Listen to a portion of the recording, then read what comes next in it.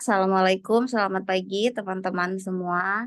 Perkenalkan, saya Via Salmania sebagai moderator kelompok 9.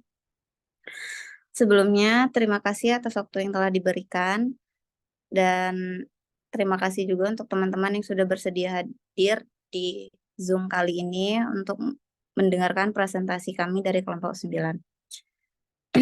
Yang terhormat, Ibu Rizky Nifsi Ramdini selaku dosen pengampu praktikum farmakognosi dan teman-teman yang saya banggakan.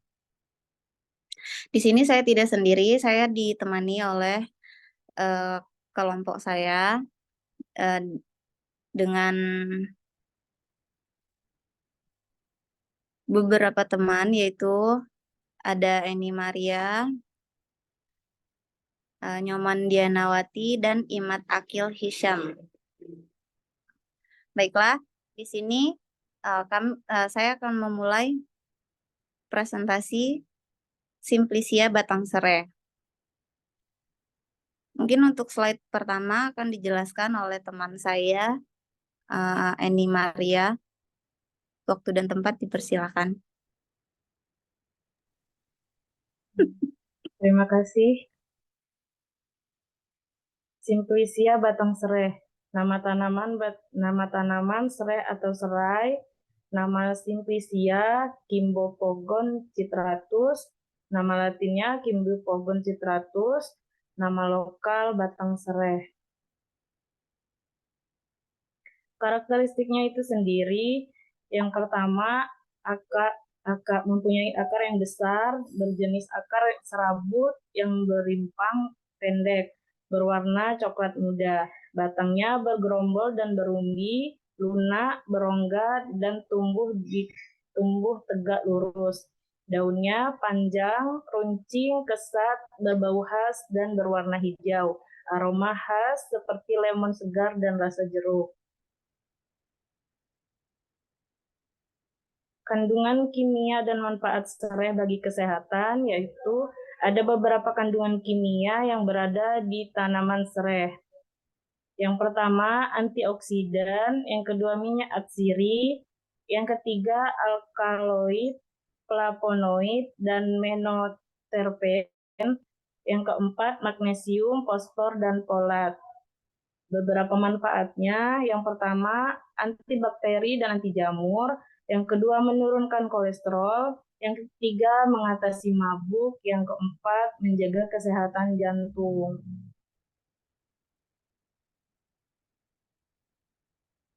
Pengumpulan bahan Simplicia yaitu pengumpulan bahan dengan proses pemilihan bahan yang akan digunakan untuk penelitian.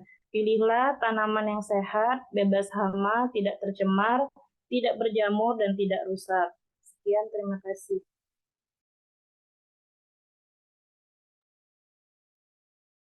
Yang kedua, untuk sortasi basah, pemilihan hasil ketika tanaman masih segar dilakukan terhadap kerikil tanah dan bagian tanaman yang tidak digunakan atau rusak.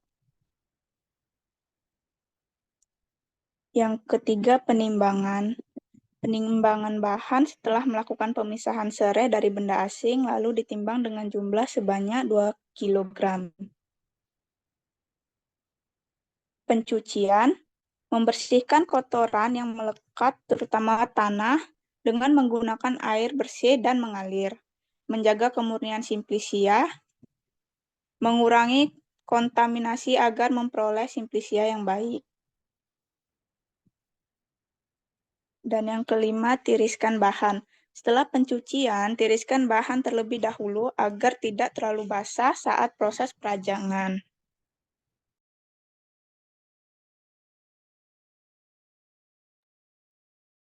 Yang keenam, perancangan.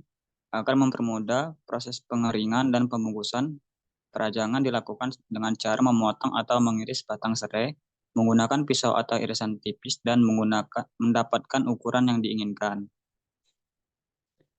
Yang ketujuh, pengeringan. Bertujuan untuk mendapatkan Simplicia agar tidak mudah rusak, dapat disimpan dalam waktu yang lebih lama.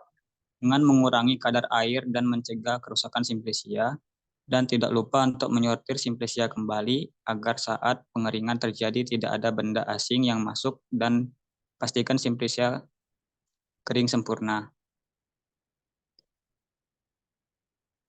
Nah, yang terakhir pengepakan. Pengemasan untuk melindungi simplisia dan penyimpanan. Wadah yang digunakan untuk pengemasan harus kedap udara dan tahan air. Untuk mengantisipasi simplisia berjamur dan rusak. Contoh wadah yang dapat digunakan yaitu plastik tebal atau plastik lip. Penyimpanan untuk mempertahankan kualitas fisik dan kestabilan kandungan senyawa aktif simplisia. Simpan simplisia batang serai di tempat yang kering pada suhu ruang 20-25 Celcius.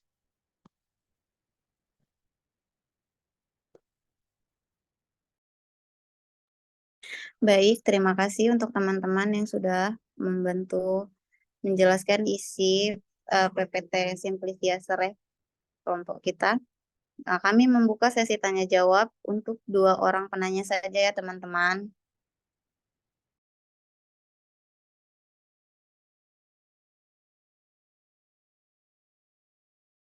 Untuk Kak Tasya, boleh pertanyaannya apa?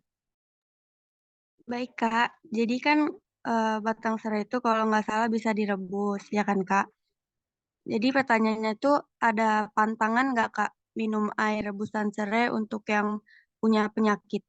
Kalau misalnya ada pantangan yang nggak boleh minum air rebusan serai itu yang punya penyakit apa ya, Kak? Terima kasih Kak Tasya untuk pertanyaannya. Kami simpan dulu ya. Iya, Kak.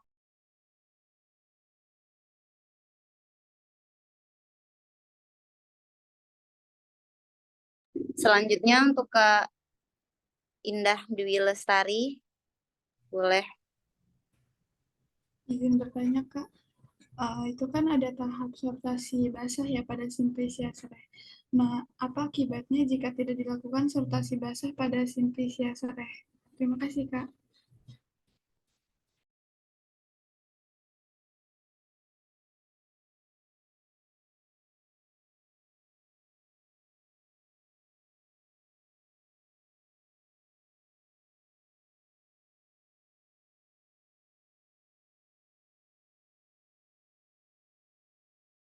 Baik, untuk Kak Tasya dan Kak Indah Dwi Lestari ditunggu sebentar untuk jawabannya ya.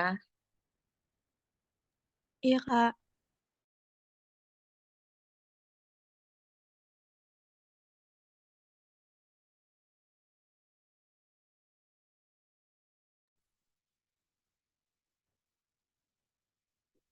Izin menjawab pertanyaan yang pertama.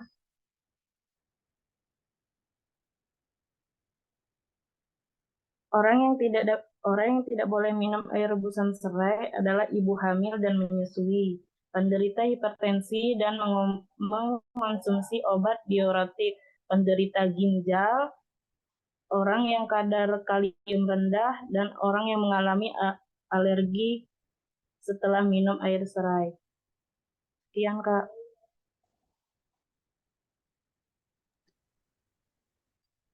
Bagaimana Kak dengan jawabannya? Apakah sudah puas? Cukup, Kak. Terima kasih ya.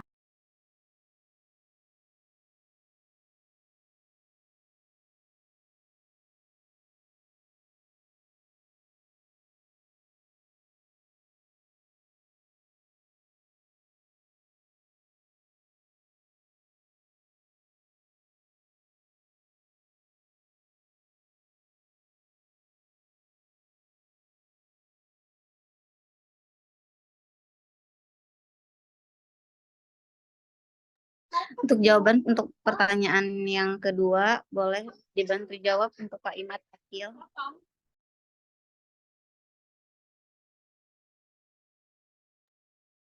Ya, untuk jawaban kedua itu apa yang terjadi jika tidak melakukan sortasi basah pada Simplisia Sereh?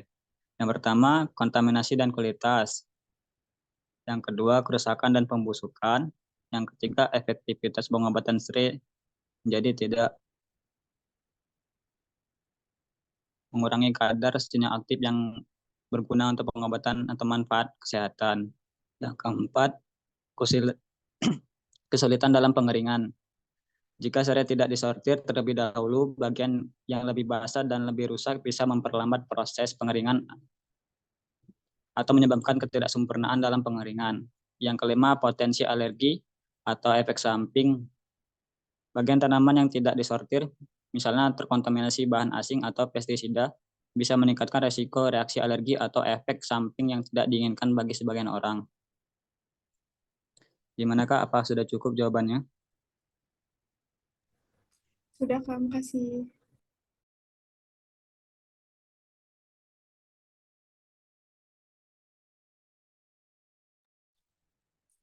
Oke, terima kasih untuk teman-teman yang sudah memberikan pertanyaan. Terima kasih juga untuk teman-teman kelompok 9 yang sudah membantu berjalannya presentasi hari ini dengan baik. Saya ucapkan terima kasih. Sekian presentasi dari kami. Assalamualaikum warahmatullahi wabarakatuh. Selamat siang.